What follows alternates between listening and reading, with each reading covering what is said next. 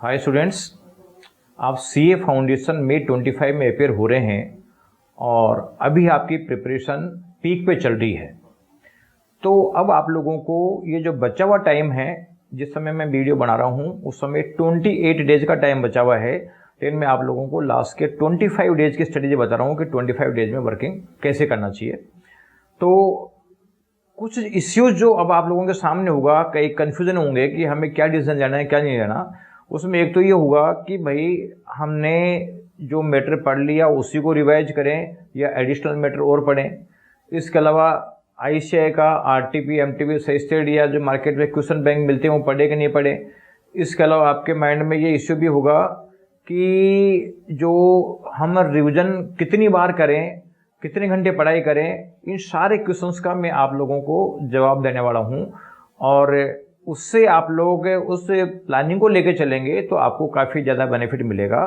तो इस वीडियो को पूरा देखें, अपने दोस्तों को भी इसको शेयर करें और साथ में वीएसआई का यूट्यूब चैनल जो है सब्सक्राइब करके और बेल आइकन दबा के रखें, जिससे और भी इम्पोर्टेंट मैसेजेस आपको मिलते रहें। तो सबसे पहले स्टार्ट करते हैं कि बचे हुए टाइम का यूज कैसे करें। तो जो बचा हुआ टाइम है वो बचा हुआ टाइम है आपके पास अभी जो 28 डेज का टाइम बचा हुआ है। तो देखो मैं इसका कैलकुलेशन आपको बताता हूँ कैसे करना है कि जो मैटर पढ़ रखा है ना उसको एक बार 4-4 दिन में रिवीजन होना चाहिए। इसके अलावा अगला रिवीजन 2-2 दिन में होना चाहिए। तो कुल मिला के 4-4 दिन में रिवीजन करते हैं तो 16 डेज उसमें चले जाएंगे। उसके अगली बार 2-2 दिन में रिवाइज करते हैं तो 8 डेज उसमें चले जाएंगे, तो 24 डेज चले जाएंगे। आपका 4 दिन एक्स्ट्रा बचा हुआ है। अब ये 4 दिन जो एक्स्ट्रा बचा हुआ है ये 4 दिन आप एग्जाम से पहले के लिए छोड़ दो, क्योंकि उसमें आपको पहला जो पेपर है आपका अकाउंटिंग का उसको ढंग से शानदार करना है। क्योंकि पहला पेपर अगर अच्छा हो गया तो आगे के पेपरों में कॉन्फिडेंस डेवलप हो जाता है।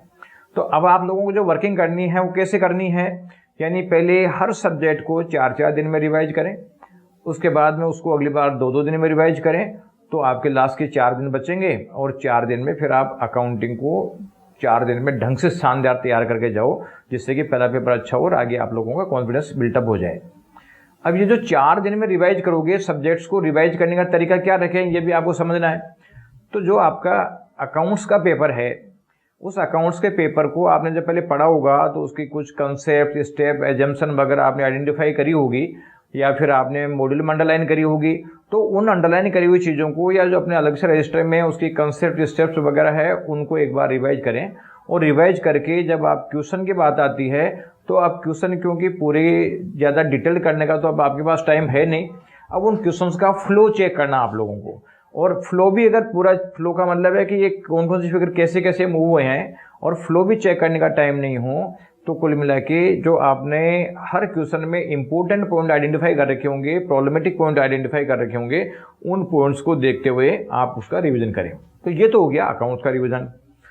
लॉ, जो बिजनेस लॉ है, आप ध्यान रखना कि बिजनेस लॉ में मार्क्स इजीली नहीं मिलते हैं, क्योंकि अक्सर बच्चे शॉर्ट नोट्स पढ़ लेते हैं, शॉर्ट नोट से मार्क्स नहीं आते हैं। तो बिजनेस लॉ को पढ़ने का तरीका है कि आईसीआई की स्टडी मटेरियल से उसको लाइन टू लाइन सोल्व करो, लाइन टू लाइन पढ़ो, देख देख के करो, उसको रिवाइज नहीं करना लेकिन देख देख के अंडरलाइन करो।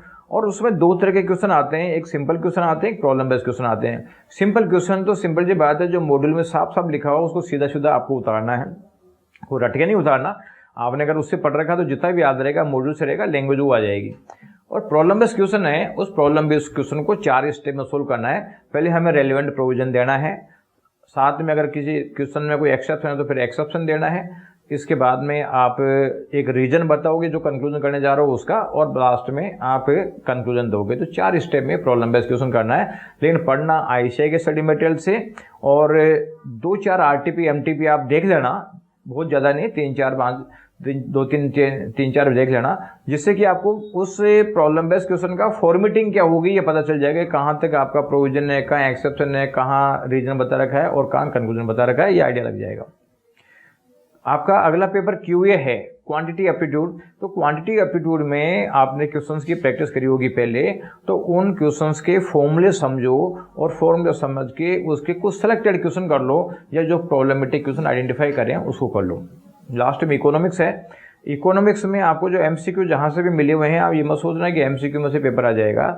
आप ICAI का जो लाइन टू लाइन मॉड्यूल पढ़ो, जो आपने पढ़ रखा होगा तो उनको अंडरलाइन करी हुई चीज़ों को रिवाइज करो और फिर बाद में क्वेश्चंस की प्रैक्टिस कर लो और इस पहले जो आइडेंटिफाइड क्वेश्चन कर रखे हैं आपने प्रॉब्लमेटिक क्वेश्चन, उसका रिवीजन करो। तो ये चीज़ें आप लोगों को इस तरीके से चारों सब्जेक्ट को रिवाइज करना है पहले 4 दिन में। यानी पहले मान लीजिए आपने एक सब्जेक्ट उठाया अकाउंट्स, उसको 4 दिन में रिवाइज कर दिया, फिर अगला सब्जेक्ट उठाया लो, उसको 4 दिन में रिवाइज कर दिया, फिर QA उठाया उसको 4 दिन में कर दिया, फिर इकोनॉमिक्स उठाया 4 दिन में कर दिया।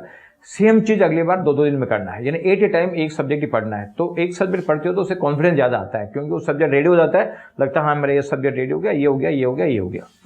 ये तो हो गया पढ़ने का तरीका कि आप टाइम को कैसे अलॉट करोगे और हर रिवीजन में किस तरीके से पढ़ोगे। अब इशू आता है कि आप मैटर क्या पढ़ो। अब मैटर आपके पास में ICAI का स्टडी मटेरियल भी हो सकता है और मार्केट की बुक्स भी हो सकती है, क्वेश्चन बैंक हो सकते हैं, नोट्स हो सकते हैं। तो एक चीज़ ध्यान रखना, ICAI का स्टडी मटेरियल पढ़ोगे तो मार्क्स आ जाएंगे और ICAI का स्टडी मटेरियल नहीं पढ़ोगे तो आपको लग रहा है मेरे समझ में बैठ गया तो उम्मीद के हिसाब से मार्क्स नहीं आते हैं। तो आप ICAI का स्टडी मटेरियल पढ़ो। रही बात RTP MTF से स्टडी की, तो देखो ICAI का स्टडी मटेरियल ढंग से कर लिया और उसके बाद टाइम बच रहा है तो कुछ क्वेश्चनों की प्रैक्टिस कर लो रिवर्स फॉर्म में।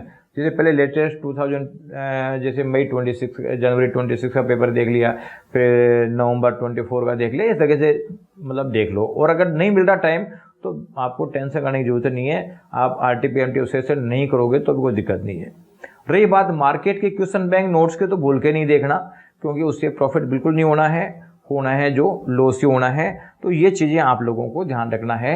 और रही बात लास्ट मोमेंट में, अब बहुत सारे लोग जो है अपना मार्केटिंग करने के लिए जो टीचर्स हैं वो आपके लिए मैराथन चलाएंगे, क्वेश्चन बैंक लगाएंगे, रिवीजन क्लास लगाएंगे, सारी की सारी चीज़ें फालतू होती है। सब ऊपर की चीज़ बता जाते हैं, ऊपर की चीज़ों से प्रॉब्लम सोल्व नहीं होती है। यानी हर बच्चे का यूनिक प्रॉब्लम होता है, किस बच्चे को कहाँ किस चैप्टर में प्रॉब्लम आ रही है, किसी को कहाँ आ रही है, और वो आप लोगों ने आइडेंटिफाई कर रखा हो तो आइडेंटिफाइड चीज़ें करना, उससे पर्पज सोल्व हो जाएगा। तो भूल के ही मत देखना, अदरवाइज ये मान लो सारे कराए पे आपका पानी फिर जाएगा। अभी आपका एक टारगेट रखना है कि जो आपने पढ़ रखा है उसको कंसोलिडेट करना है। और अभी तक मान लीजिए आपका पूरा सिलेबस कंप्लीट नहीं हुआ तो पूरा करने की जरूरत नहीं है, जितना कर लिया ना उसी को आप रिवाइज करके एग्जाम दो, क्योंकि जो कर लिया उसको स्ट्रॉन्ग करके दो। बहुत ज़्यादा पढ़ दिया लेकिन नंबर ऑफ रिवीजन नहीं हुए तो कोई रिजल्ट नहीं आता है। तो इस तरीके से ध्यान दो, फिर देखना रिजल्ट, फिर आपका रिजल्ट बिल्कुल अलग तरीके का हो जाएगा। तो आप मेहनत करें, अपने दोस्तों को भी इसको शेयर करें, कमेंट जरूर डालें कि मतलब कैसा लगा आपको।